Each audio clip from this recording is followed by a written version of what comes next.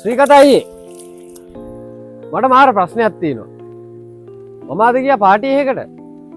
එතන එක පොරක් ලොකු කරගෙන මාර වර්ණනාවක් දුන්නේ. ඌට තියෙන්නේත් එක වාහනයයි. මේ වාහනයක් තියෙනවා කියන්නේ ඌ පොරක්ද? මෙහෙමයි උජිත බ්‍රෝ. ඔය වාහනයක් තියෙන එක ගේමක් ගහපු එකෙක් කියලා කියන එහෙම අදහස් තියෙන ඕන තරම් මිනිස්සු මේ ලංකාවේ අපේ රටේ ඕන තරම් ඉන්නවා. දැන් ඔය අපේ රටේ මහන්සියෙන් වැඩ කරලා නිදි මරාගෙන හොඳ දේවල් කරලා සල්ලි හම්බ කරලා ඉතුරු කරලා වාහනයක් ගන්න එක ඇත්තටම ගේමක් ගහපු පොරක් තමයි. බල්ලෝ මාරලා හරි සල්ලි හම්බ කරලා ඔය කුඩු විකුණලා හරි මොන මගුලක් කරලා හරි සල්ලි හම්බ කරලා වාහනයක් ගත්තා කියලා. එතකොට ඌ පොරක්ද? ඌ ගේමක් ගහපෙකෙද? ඔව් ඌ ගේමක් ගහපෙකෙක් තමයි. හැබැයි හොඳ දේවල් නෙමෙයි.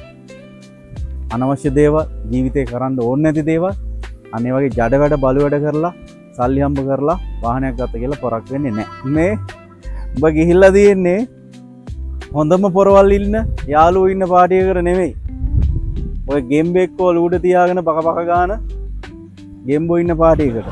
ඒ වගේ තැන් වල ටිකක් අඩුවෙන් යම. එතකොට හරියන්නේ.